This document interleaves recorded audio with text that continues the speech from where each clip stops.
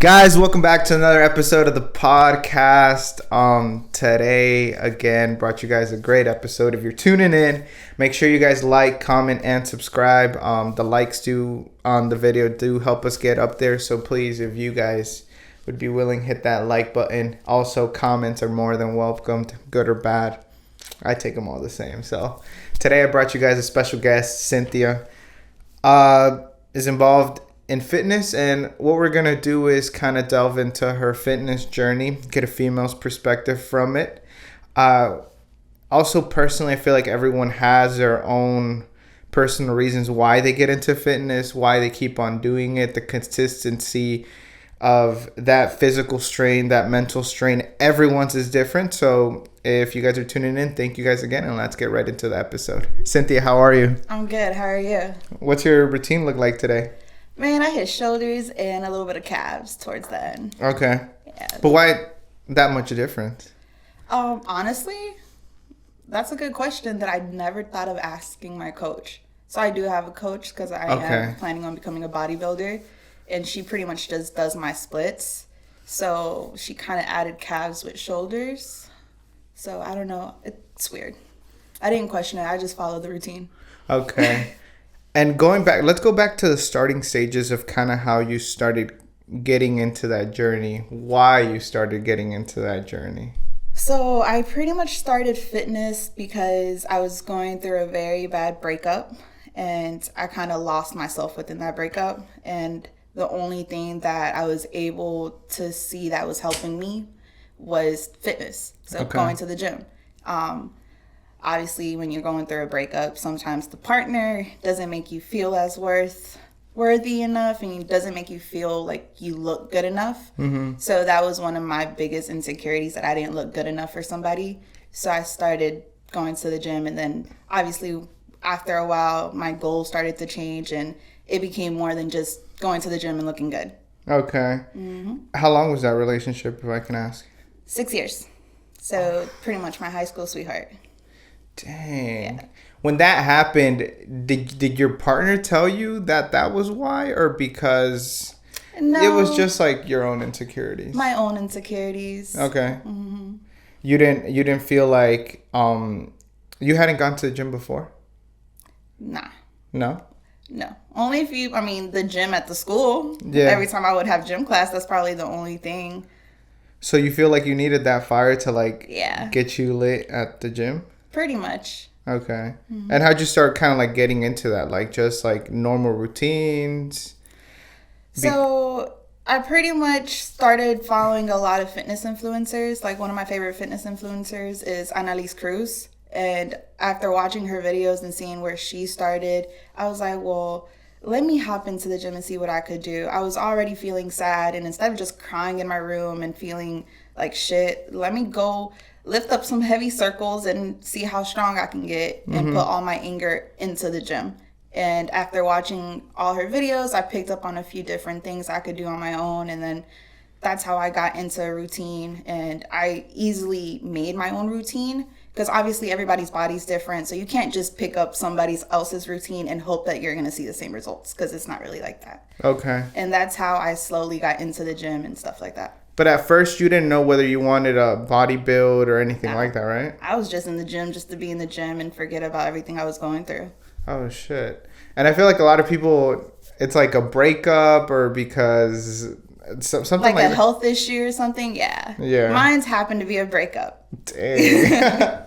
But whenever you started first like diving into it, like the first stages of it, other than your mental, like did you feel like you also gained a little bit of more confidence?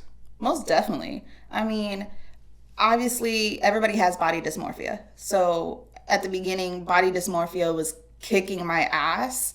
And then I realized that everybody's body's different. You know, if I want to see the certain results, I also have to have a good nutrition and being consistent with stuff. I couldn't really take 3 months on and then take 2 months off, which it was like that at the beginning. I couldn't really be consistent because motivation wasn't always there. Okay. But then discipline becomes a thing, and once you really set goals for yourself, it's like, all right, cool, let's do this, let's do that, let's make it an everyday thing.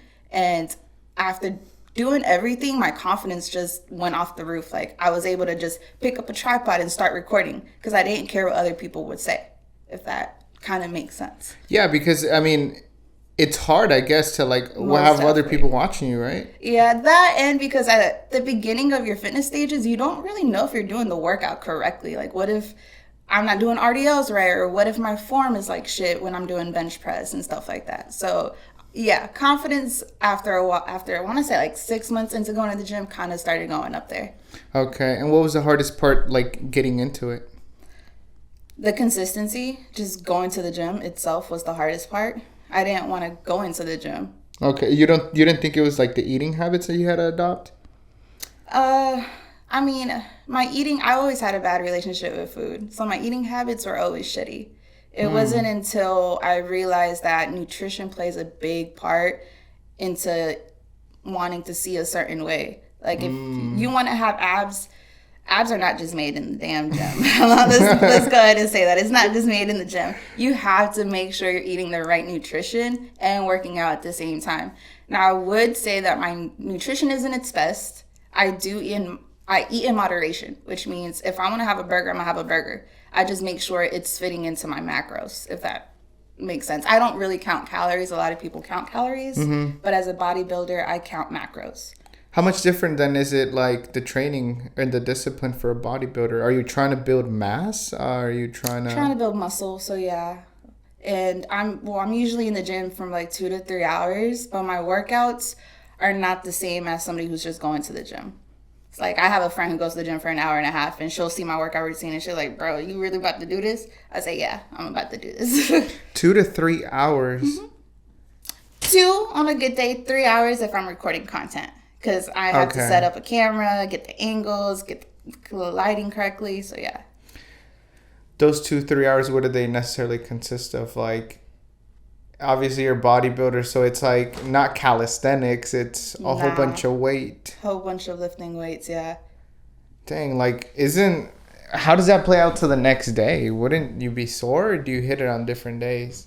So I train 6 days out of the week, and depending on how I feel body-wise, I listen to my body a lot. So if I feel like I need to take a rest day, I'll take a rest day. But I also am not going to go and try and lift 30 pounds or I'm not going to, let's say, for example, I'm not going to shoulder press 50 pounds if I feel like my body's feeling a little weak. Okay. So I'm probably going to lower the weight and then just go higher in reps. So you're like all about listening to your body? Yeah. Oh, shit. Okay. I mean, you don't feel guilty whenever you don't go to the gym? Yeah, sometimes. But I got to remind myself there's a reason why I didn't go to the gym. If it's because I listened to my body, if I was feeling really sore or I just felt like I needed that rest day, I just find something else that's not having to lift weights. I'll go for a walk. I'll go for a jog. I'll still get active in some sort of way. Oh, okay. You just don't go heavy. 2 to 3 hours. Correct. Dang, that's crazy.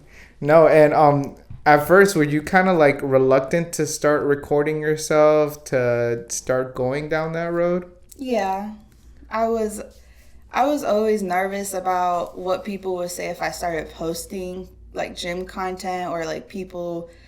I mean, I used to work at Fitness Connection, and a lot of people hated when people would record content. So when I started taking out a tripod and recording content, people would like really be rude and say some rude shit. And I'd just be like, well, I paid for the membership just like you do, so I can do what I want. And at that point, it was just like, well, I'm also recording to see my own progress, not just because I want to record and post it on Instagram. I mean, whoever I can motivate, that's a plus.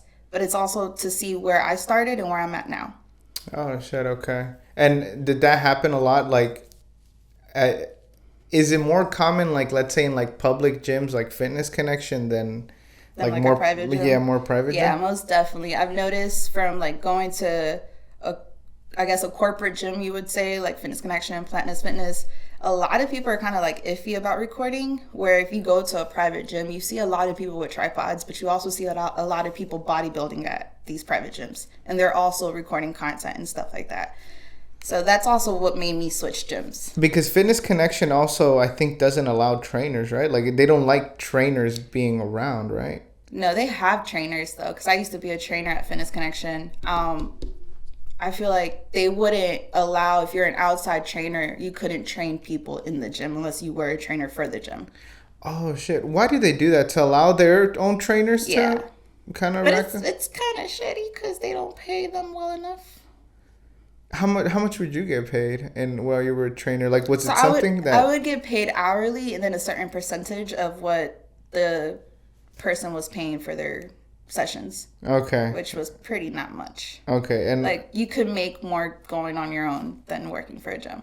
Dang. And how was the like coaching like at first for you, like coaching your clients? At first it was kind of hard because I didn't really knew what I was doing back then when I became a trainer at the gym. I was still learning my own routine. I was still learning how to do proper forms.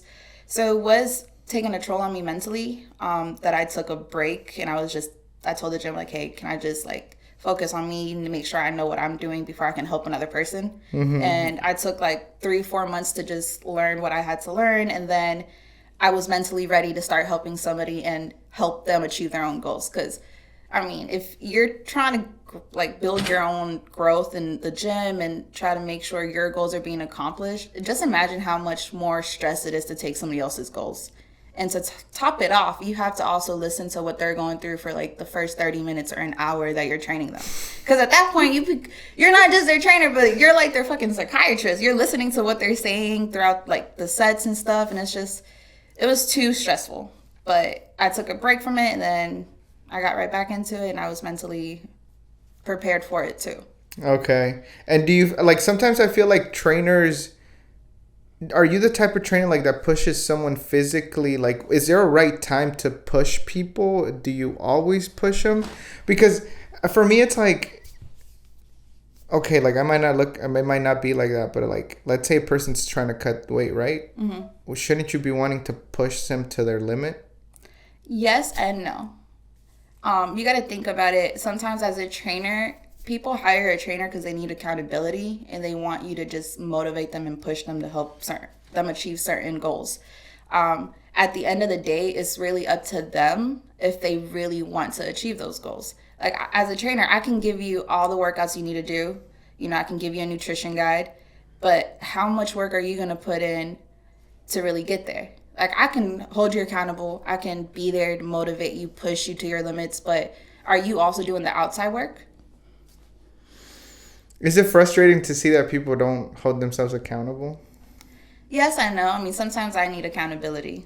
I went and got myself a coach for certain reasons. Okay. Because like I said at the beginning, I've always struggled with food. My coach is also my nutrition coach. And ever since I started working with her, my relationship with food has gotten better. But that's because I also figured out what kind of food works for me and for my gut health. And relationship to food, you mean like you would feel guilty if you ate a sandwich or like... I would binge eat a lot. Yeah, I would binge eat a lot. And also, like, I smoke a lot of cannabis, so it's always hard to not binge eat. Dang, okay. Because, yeah, you... So you always get the munchies when you're smoking. Yeah. Yeah. So. Does that come into play after or before more? Like after. whenever you like binge eat? Yeah. And that's not necessarily good. Nah. You definitely don't want to binge eat because, I mean, for example, me as a bodybuilder, I have to stay at certain macros. So let's say if I got to eat 180 grams of protein, if I go above 180 grams of protein, I already kind of messed up my macros because that's not what I'm supposed to be eating. I'm not at a surplus calorie intake neither. But wouldn't that be good for your muscles? Yes and no, though. It's just like when you're going through a cut. You can't undereat neither. You got to literally reach your macros. Oh, shoot. Okay. I thought overeating or stuff like that wouldn't really matter because, I mean, it's still adding to your... Yeah, but I mean, it's not what your body needs specifically. Okay. Because everybody's body is a little bit different. And now that you're doing bodybuilding, like, that's a whole new perspective too, right? Like, yeah. Most definitely. Does your muscles have to look a certain way? And I think it would depend on what type of bodybuilding you're doing. I mean, for example, I know there's females that do wellness, which is judges look more into like your lower body and stuff like that. And then there's also girls that do figure, and that's more of your upper body. And then you got like your girls that do bikini, and those are the girls that are like very slim and skinny. And then you got your girls that do physique, which is kind of more like, I wouldn't even know how to explain it, but they kind of pose like guys do. And that's not what I would want to do, but Oh, so there's like a whole bunch of different categories, yeah. Which one are you in? Figure. Yeah, so that's like paying attention more to like your upper body, your back. What got you into that, or like why that one? So originally I wanted to do wellness because I love hitting legs, but my upper body just grows a lot quicker than my lower body. And I just have like the lats in the back for figure. So my coach was like, just do figure, see how you like it. And if you want to do wellness, then we can easily do the transition over to wellness after your first competition. So I was like, okay, I don't see why not. Is it easy to transition like that? Like, let's say a year you compete in a wellness and then the other in figure. Like, is it easy to... I don't think it would be easy. I feel like your workout routines change a lot depending on what category you're choosing. Okay. So, like, right now, if I'm doing figure, we focus a lot on, like, upper body days and a lot on fixing my back figure, including my hamstrings, because that's what judges are paying attention. Where if I were to transition over to wellness, for example, I would be hitting a lot more leg workouts than hitting upper body, because now they're paying attention to like your quads, your glutes, your hamstrings, your calves. Well, my question was kind of like, let's say like you chose one of them. Do you have to stick to one of them? I don't think so. To your whole time? Like, is that beneficial or? I feel like it depends on the person. It benefits the person in different ways. I feel like me personally, because this is my perspective, if I wanted to do figure and then do wellness, I will do it, or even switch into like physique, because now I can see what my body really can do and I can see what I can put myself to. Okay. So you just kind of started getting into this to see like how far you can push yourself, because you don't see yourself like, oh, doing this like only like 2 years. You see yourself doing it for a lifetime. I mean, maybe, depending, you know. But why do it? Why push yourself this harshly? Why push yourself this much? Like, what motivates you to do that? Damn. I mean, in high school, I took JROTC. So at one point, I felt like I always wanted to go to the Army, but I didn't want to go to the Army. So working out kind of gave me that experience that I probably could have taken to the Army when it came to what I could bring to the table when it comes to discipline and really putting in work. So the gym for me, going hard and just seeing that I could put my body through a lot of stuff and still look a certain way, it's like, I don't even know how to explain it. I just want to see what my body can do. And I know I could do it. It's self-fulfilling in a way? Yeah. Especially after everything I've gone through, like the breakup. I'm gonna open up a little. Not a lot of people know that my 6-year relationship was all like abusive. It wasn't just abusive mentally, but physically and emotionally. And ever since I've let that certain person treat me that way, I felt at my lowest. Like, letting a guy hit me, bro, my dad has always taught me to never let a guy hit me. So when I fell in love and I felt so stupid falling in love for this guy and I let that happen, it tore me. Like I said, it lost me. Like, I did not know who Cynthia was anymore. And I would always remember, well, I did JRTC in high school. I have the discipline. I know what I can do. I've always loved sports. I played soccer, basketball. Okay, let's try the gym. The gym is going to, one, help me feel better. It's going to make me look better. And mentally, it's going to help me at the end of the day. And it did. And then I got into bodybuilding because I saw a lot of people on social media, their reels. And I'm like, well, let's see what I could do. Let's see how much discipline I have to see if I could reach these certain goals. And now I'm here. And it's hard. Mentally, it's hard. But I've been doing it because of the discipline that I've gotten. And if I can go back to the abuse, is there like starting stages to where like you noticed it, or like how far did you let it go? Like, is there starting stages where you could have stopped yourself? You felt like you could have stopped that? Yes. Or because you were in love, it intervened? Like, because I understand, like, cuando estás enamorado, it sucks, man. Yeah, no, most definitely. I mean, I was I would say the 4th year into the relationship, things started to get really, really hard. He would start to like be very overprotective. Like he wouldn't really let me go out with friends, and that was already like red flags. Like, what you mean I can't go out with my friends? Like, you're always out with your friends. Okay. And then I'm always at work, and he's blowing up my phone, and he knows where I work, so he would know my schedule because we would always have to make plans throughout our schedules. Mm-hmm. So it's like allowing certain little things like that happen. It went over my head because, like you said, I was so in love, but I saw those stages and I didn't stop myself. Could have conversations with him, like hard conversations with him, do you think that would have changed the trajectory of things, or you think that someone owns insecurities, let him be? Like, you should have let him be at that point. Because I feel like relationships are so complicated because, like, I mean, at the 4th year, you want to understand the other person. But then again, is it his own insecurities playing out to, like, why he couldn't let you go with your friends? Because you guys already been in a 4-year relationship. Yeah. So it's crazy because I always tell people that if your partner is accusing you or treating you a certain way, it's most definitely because of his insecurities, but because of also the shit that he's doing behind your back. So now he can't really face you because of everything he's done. That's bad for the soul. That is bad for the soul. That is really bad for the soul. Mm-hmm.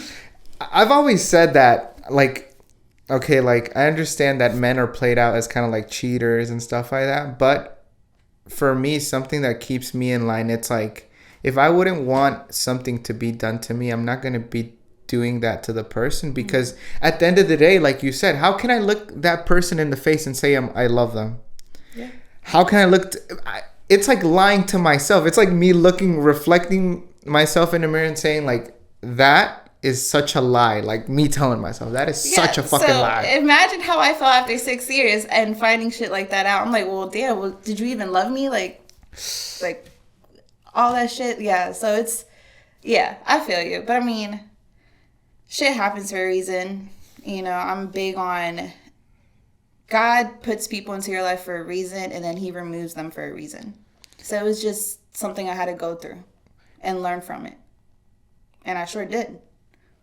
Do you feel like that was like one of the lessons to her? Like, hey, like he grabbed you and said, okay, like, hey, look at what it is. Like, yeah, this like going to be a new stage in your life. Yeah, most definitely. Damn, that is crazy to hear, because like I empathize with people that have gone through abuse, because it's like you do it because out of love. Like, you do it because you care for the person and you support it so long because you love the person. Mm-hmm. But I'm glad you got out of that headspace and now you're putting it towards a better use. Yeah, a better use for yourself, because again, I think that self-fulfilling, it's like, what's good for the soul? What are you gonna feel good with? And did you feel like you found God after that, or like you feel like... Yeah, so after going through everything I went through, I was never really big into the spiritual life and being close with God. Okay. I grew up Catholic my entire life, but that's what my parents believed, and that's their beliefs. So I grew up just like any other Catholic Hispanic person. I went to Sunday school. I became baptized, did my first communion, my confirmation. But after realizing these are my parents' beliefs, like, I don't really believe everything that I learned through my church. Mm-hmm. And I still don't go to church all the time. But after going through what I went through, I was like, well, I want to get closer to God. I want to see what God has in store for me. I ordered a Bible on Amazon and I started to read it. Now, I'm not going to say I read it every day, because it's hard to like follow a routine and pick up the Bible and read it every day. But there's days where I do just open the book and there's a verse that calls out to me, and I'll just read it. And after that, I just noticed that my relationship with God got closer and closer, and it just felt like I got a good relationship with him, to where if he was able to get me out of that, I know where I can go, as long as I'm closer with him, and just try my best to just build that relationship. Do you think that's specifically God that they tell us in Catholic school, or that's just like a higher power? Higher power. Okay. Nobody really knows who God is. And that's my big situation. Like, what does God look like? Like, we always picture this one person that everybody says that's God, but is that really what he looks like? Like, I don't... Like, have you ever thought about, like, what does God really look like? Everybody has a higher power, and that's who they praise. I feel like the same translation, you find the same translation almost in every religion. Mm-hmm. To where, like, I feel like also Christianity, Catholicism can be used for corrupt needs, because that's what it was used before. Like, they would crucify anyone that wasn't Christian. They would kill the masses and if anybody who didn't follow a certain religion. So obviously there's a lot of violence to that. So that's what I take into consideration whenever, like, saying, like, there's a higher power. But I do believe that whenever you don't have something or something of substance to call God, then you yourself are, like, a little lost in the world, because it's like, then it's kind of like you're your own confidant at the end of the night. Yeah. Like I can talk to myself. I can talk to God. Like, even though you're talking to yourself, like, you can still call upon God, and, like, you'll find strength in that. So I believe a lot in, like, spirituality. Even when you just sit with yourself, like, just the own power that you have, it's amazing when you can find out, like, just by being by yourself. So it's I agree, man. After going through that breakup, I started taking myself on dates, and you start to realize a lot about who you are and what you want in life. Taking yourself on dates, what do you mean? Like, there's moments where I would just, if nobody wants to hang out with me, I'm like, well, fuck it. Let me just take myself out on a date, as in I'll get pretty. I'll go to a bar or a restaurant. I'll just eat by myself. Like, I'll literally take myself out on a date. You would never do that? I would never do that. Okay, but what motivated you to do that? Like, just, like, for you to feel pretty, for you to... Nah, I would say to heal, to start a healing journey as well. Okay. I mean, I feel like if you want to be happy and achieve all your goals and just live the life you want, you have to, like, heal from certain traumas. Like, my relationship, like, I had to heal from that in order to become happy with myself. And I definitely did heal from the trauma. Like, I don't really think about that stuff anymore. And I will say, in order for me to want to be happy with somebody else too, I can't bring my old past to the new relationship. So I have to heal from that trauma. In order for me to, and so me taking myself on dates, I was able to figure out who Cynthia is, what Cynthia likes, and what kind of man she wants in her life. And what kind of man does Cynthia want? Man, why are we going through this now? I mean, I want somebody who's able to respect me, able to just be there for me and make me feel safe. Do you feel like it's important to be independent in a relationship? Yes and no. How come? I mean, you can be independent and do what you want to do. You know, if I, like, for example, if I want to have my own business, I'm going to run my own business with a man or without a man. But at the same time, I also got to let a man into my life and let him do a man's job. I got to let him lead at the same time. I can't just be, oh, I'm a boss bitch, you know, I can do everything. Like, no, bro, at some point, I need to let a man lead me, you know? You don't think it would be hard with everything you've gone to, like, to, like... Yes, but I healed from my trauma. So everything I went through, I already healed from.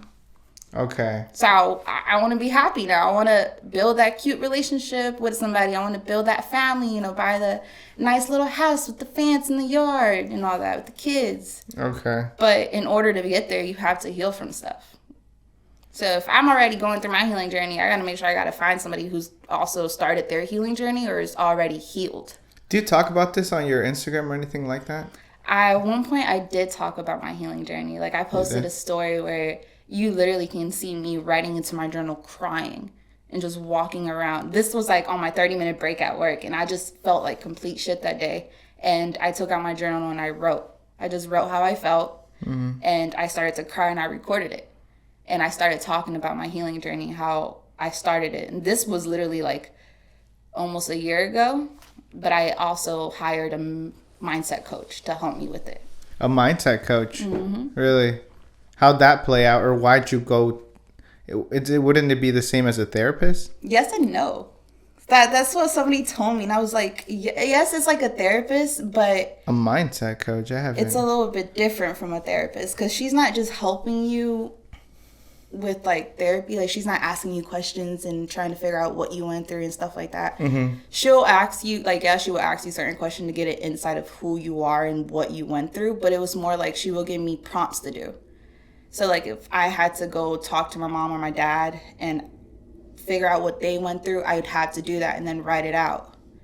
But it was more for like mindset work to help me grow a little bit more. Okay. So it wasn't really like a therapist, where I feel like I've never had a therapist, which I feel like I should probably go see a therapist at least once in my lifetime.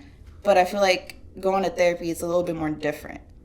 Okay. And what new habits did you adopt then? Like, did you feel like you were more open about things with the mindset coach? Yeah. Because it sounds like he or she put you through challenges that you She did, and yes, but I also chose a mindset coach who, one, was around my age, and she was also Hispanic. Okay, so she I have a question about that too. So she kind of knew somewhat of how I grew up, because I grew up in a Hispanic household. Culture, yeah. Yeah, so she kind of already knew what it's like being in a Hispanic household. So it was like... It's crazy. Yeah. So one of the craziest experiences. That kind of clicked, where I felt like if I went to a therapist, it's like I'm going to just get, who knows, probably an older 30, 40-year-old white lady. Or, you know, a guy, or, you know, somebody who wouldn't be able to relate to what I went through. Okay. Or what I had to see growing up. Mm-hmm. Dang, well, yeah, definitely. Because I feel like if you would have gotten anyone else from another culture, it's like you don't go through that. Because even whenever in a Hispanic culture, it's like you go through, like, I don't know what you went through, but like you go through like little abuses too. It's like you always have to live up to the stigma of what your parents want you to be and stuff like that. And that's not what you want to do, yeah. Do you feel like there's some battle at first whenever you told them, like, oh, this is what I want to dedicate myself to, or Dad, this is my new goal, Mom, has it changed? But tell me the start. I mean, my parents always, obviously, coming from a Mexican household, my parents came here from nothing. They always wanted me to go to college. You know, they came here for the purpose of me and my sister to be able to go to school, go to college, because we're the only two that are from here. And when I went to college, I was like a year and a half in, and I realized, like, yo, this isn't for me. I hated high school. I barely even went to school when I was in school. Like, it was so hard for me to, like, finally graduate, because, like, I had to do so many catch-ups that, imagine college. Like, college is like a whole different type of stress. Yeah. So a year and a half in, I was like, nah, I can't do this no more. So tell my parents, hey, I'm dropping out. I can't do it no more. They didn't like it. They did not like it. I was going to school for business administration, so making a huge jump from just dropping out to just, all right, let's go just work. I worked at like a hookah lounge. I worked at a smoke shop, where now I manage a CBD dispensary. They definitely don't like that. They definitely did not like that. But they started to just get used to it. And now I also work as a bottle girl. But they also know that I became a trainer while I was working at the gym not that long ago. So I went through a lot of jobs until I figure out what I really want to do. Mm-hmm. I will say, working at the gym, becoming a trainer definitely made me want to become a business owner, where I wanted to make training my entire thing. Mm-hmm. So once I left the gym, I started training people, but then I took bodybuilding serious. And I told my parents I wanted to take that serious. So my clients went from like 10 to 6 to like just training 2 to 3 people now. Because now I'm focusing on bodybuilding. Yeah. And then I have obviously my 2 jobs that I do now, which is working at a CBD dispensary and being a bottle girl. My parents definitely don't like that, because it's like, are you even making a living out of that? Okay. And it's like, it's hard to give them the perspective where I see it, because they, different generations, they don't understand you can make money on social media, which is my goal. I want to become an athlete for certain brands, and I want to be able to make money off social media. I mean, that's the only reason I'm posting content and stuff like that. I'm not just posting content for no reason. Yeah. Because, damn, if I wasn't, I would honestly not have social media. And they don't understand that that's what our trenches look like. Mm-hmm. Like, we are putting our faith in ourselves too, because the best thing that I think parents can do is just like try to support us, or not even like just try to be there. Like, we don't need the words. You don't want to support. Yeah, no, just be there. just don't deny me the faith that I can have in myself. Yeah, like, which I will say, my mom has definitely gotten better with that. Like, my dad still is kind of iffy with me being at the gym and spending like 2 to 3 hours when I can be doing something else those 2 to 3 hours. But my mom has been she's been one of my biggest supporters, her and my sister. But she's also been the only one that have seen my results from day one to where I'm at now. Oh, and she's actually proud of that. Mm-hmm. She's still kind of iffy by like, oh, you sure you're going to make money on social media and stuff like that? And I'm like, well, I already got a supplement brand deal. I already am an athlete for a local clothing brand. And the fact that I can make gifts off social media now, like on your reels, like, I felt like that's a step one. So I was telling my mom, like, yeah, Mom, like, I could do this. It's going to take time, but I can do it. Yeah, it's keep on having faith in yourself. Like, and Hispanic parents, it's always that struggle, because for me, it's like, I still want them to like confirm that I'm doing the right thing, because for me at least, it's always been big. Like, look, Mom, I got this report card, and for them to say, yes, you did it. I guess it's like, it's just like soothing to know that they accept you. And I think at the end of the day, it's like, Hispanic kids always go through like different things than any other culture, because our expectations are set like high. Yeah. And I feel like a stigma too that we should get over. It's like, even my dad, that I go to the gym, he's like, you go for an hour and a half. He's like, you could be doing better things. But what they don't understand, it's like, dude, I'm going to the gym because it's a good mental escape. Like, my day is always hectic, so please just allow me to do this. Like, they don't understand that we're not doing it, porque quiero estar fit. Yeah. Simplemente, I want to be in a good mental space. Like, yeah, and the gym helps us. Mm-hmm. It's like, for me, it's the best release. It's just the least self-destructive release. Nah, I feel like the gym is my safe haven. So if I'm feeling sad, mad, I literally go there.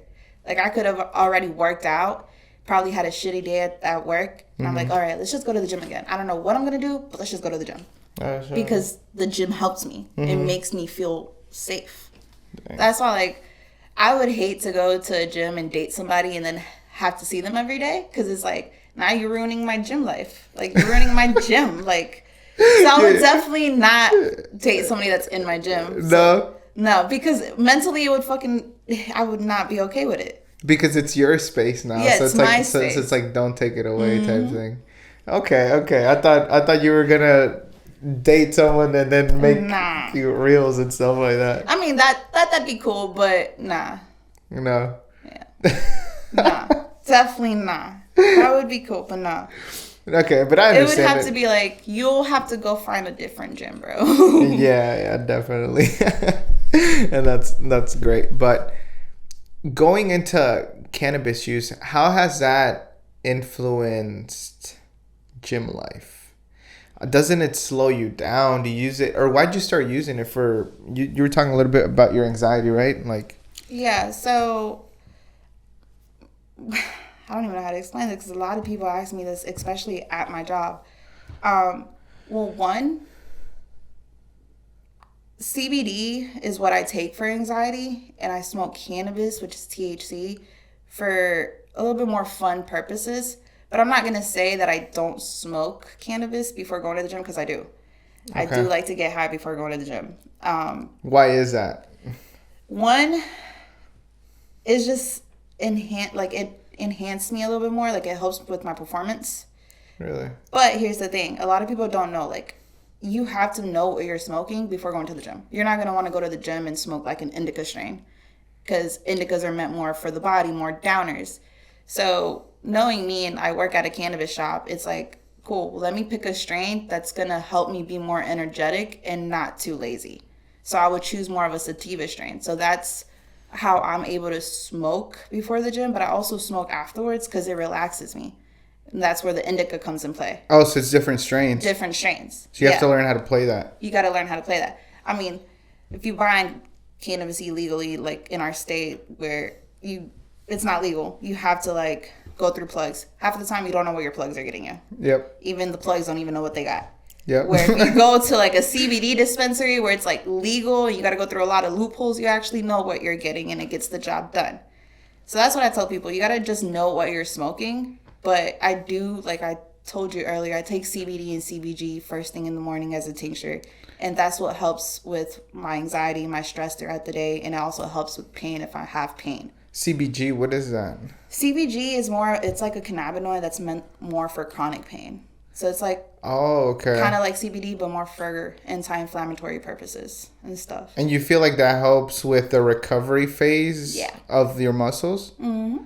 Dang, Most definitely. And plus, I was out of the gym not that long ago because of a back injury. Mm-hmm. So CBD and CBG was helping a lot with that, with my recovery. Oh, really? Mm-hmm. You just notice a difference? Did it evolve? Mm-hmm.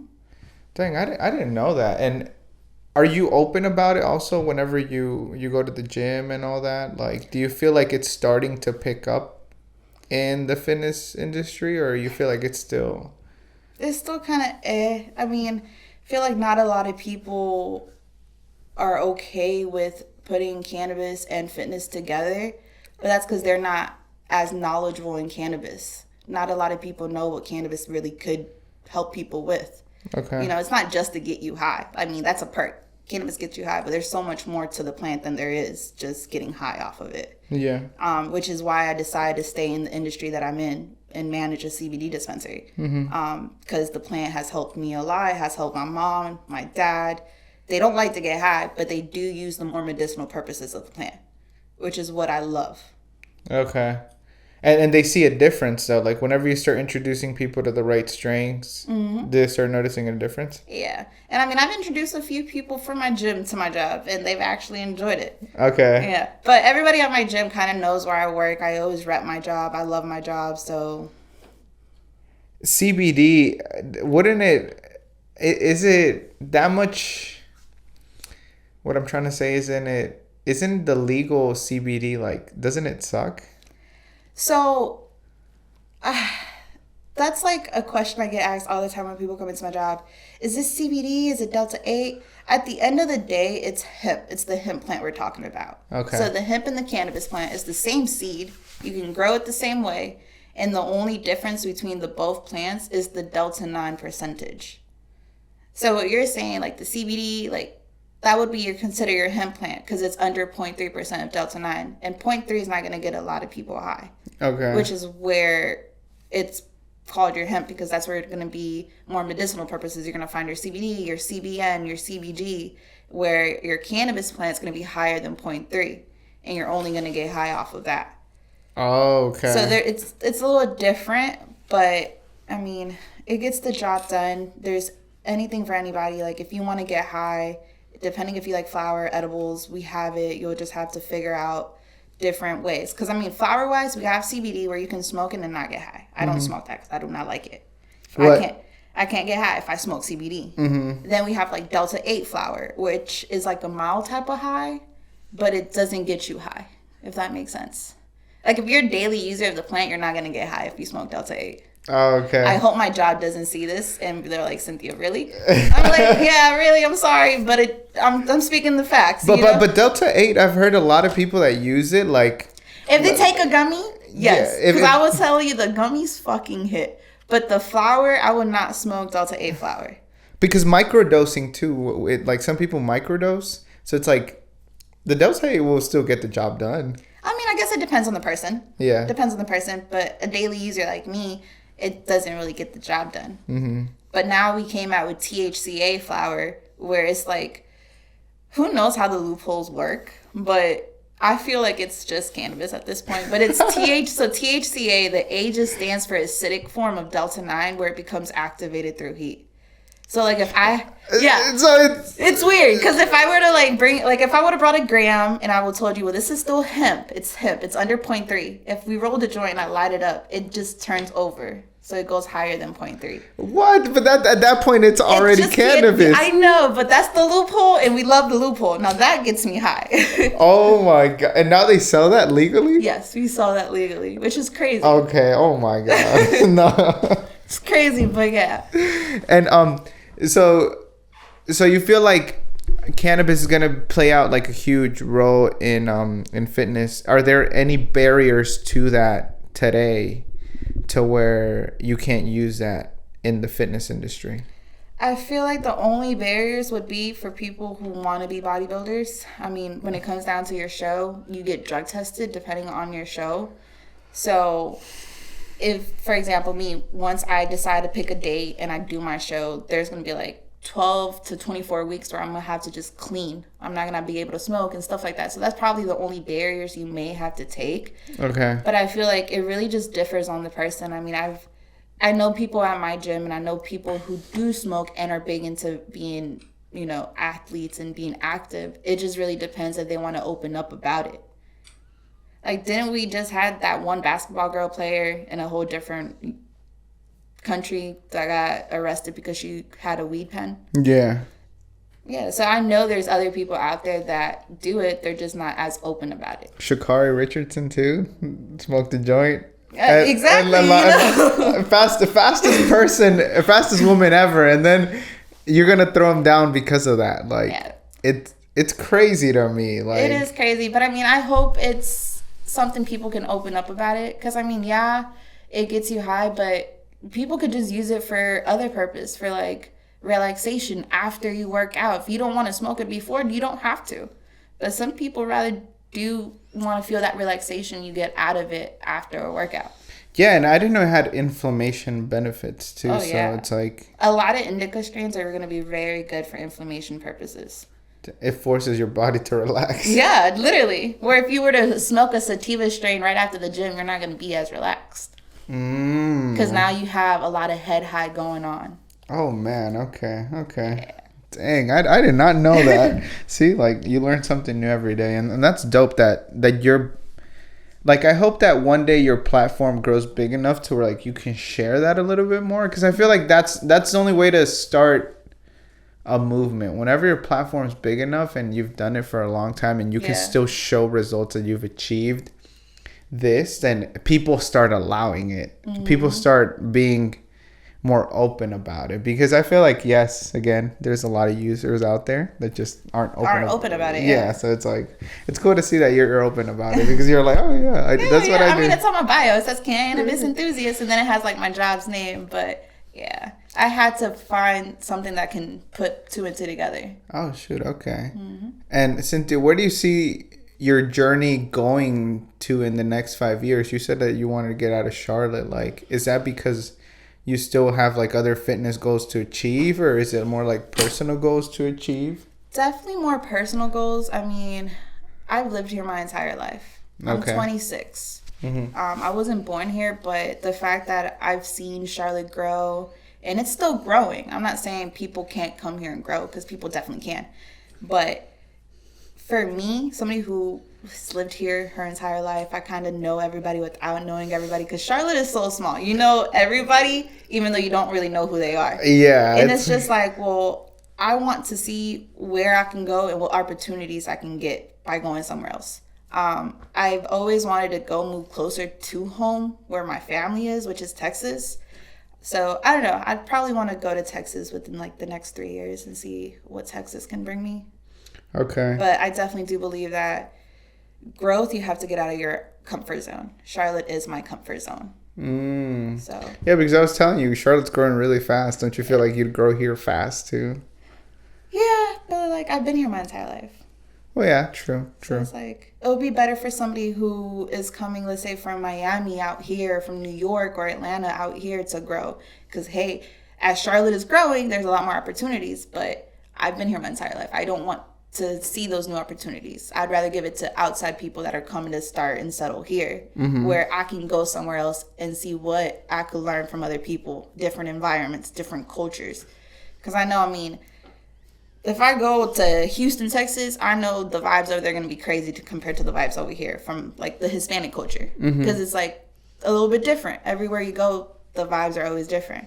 I mean, the first time I went to Miami, and I walked the strip of Calle Ocho, I was like, yo, this feels different. Like, you don't feel those type of vibes down here.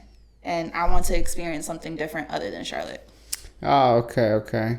And do you think that also, since you've been introduced to the gym, like, did your network help you? Like, did you open up to more people too, and that kind of give you a little bit of insight?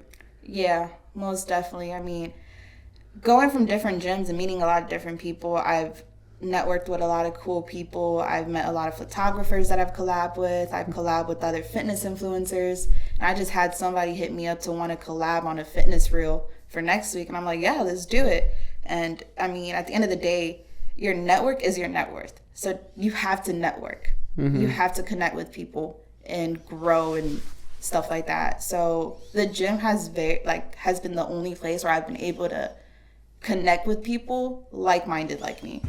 Oh, okay. So, yeah. In what sense? Like wanting to grow? Wanting to grow, wanting to be better for themselves. Okay. Mm-hmm. What are the biggest challenges you face around this year? This year, I would say losing 2 family members very close to me. That kind of made this year go by really hard for me. But other than that, I mean, just the challenges that I have to go through with work and the stress from work. But I would say the only 2 challenges that made it tough this year was losing 2 family members back to back. How do you keep on being positive about it? Do you do that through the gym, or do you have some type of practice that you do out of the gym, breathing techniques, reaffirmations? I would say through the gym. I do say affirmations in the morning. I have a whiteboard with my affirmations. I say those every morning, and I have like a vision board. But the gym definitely is where I just find the motivation to keep going. The 2 people that I lost, they were big into like rugby and football, and they played sports. So it's like bodybuilding and going to the gym is my sport. So this is how I can keep going, not just for me, but for them. Oh, okay. So you lived through them then in a way. That's good then. And affirmations as in what, like, do you tell yourself?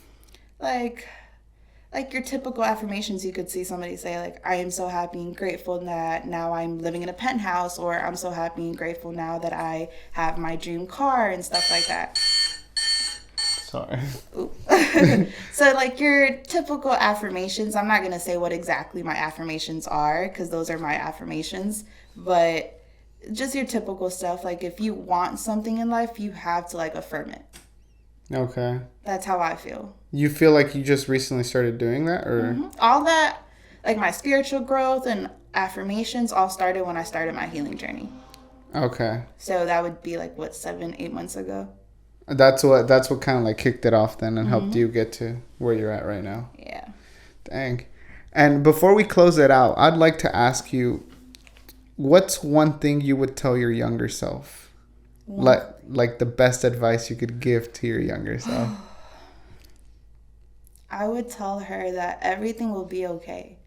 So just keep pushing and to find that one person to confide in and just trust them. And just to keep going. Everything will be okay.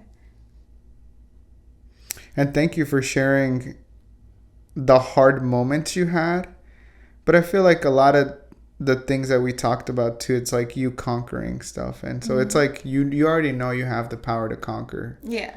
So it's like you keep on feeding into that, you're going to make it big one day. Oh, thank you. So I appreciate you coming on the podcast. Making the time to come down here. And anybody you want to shout out before we cut it out, or? Honestly, I mean, other than the fact, come see me at work. I do work at Crowntown Cannabis. But yeah, no, other than that, thank you for having me. I appreciate it. I will say my anxiety was like above the roof because this is my first podcast. Okay. But I enjoyed it, and I will definitely be down to do more. Okay, but your anxiety went down though, right? Yeah, it's down here now. I did smoke before coming here. No, it's really it's always nerve-wracking to get on a camera. It's always nerve-wracking to like speak your mind. It's always nerve-wracking to do all that. So it's like crazy that you're saying that because I record gym content. I also model, remember? Yeah, so it's a little bit different. Like, actually sitting down and having to talk is different, though. Yeah, I'm telling you. I don't know. Maybe after this, I might just go mic myself up at the gym and start talking through the camera. Exactly. You don't do that already? No. Oh, I should, though. Yeah, you should definitely try it now. I would definitely try it now. I'm going to order some mics. No, I appreciate you, Cynthia. And guys, if you guys stayed this long, make sure you guys like the video, comment. If you know Cynthia, or if you don't know Cynthia, I'll have her handles down in the description below. But again, thank you for staying this long, and I just hope to catch you guys in the next one. Cynthia, thank you again. Thank you. I'll catch you guys later.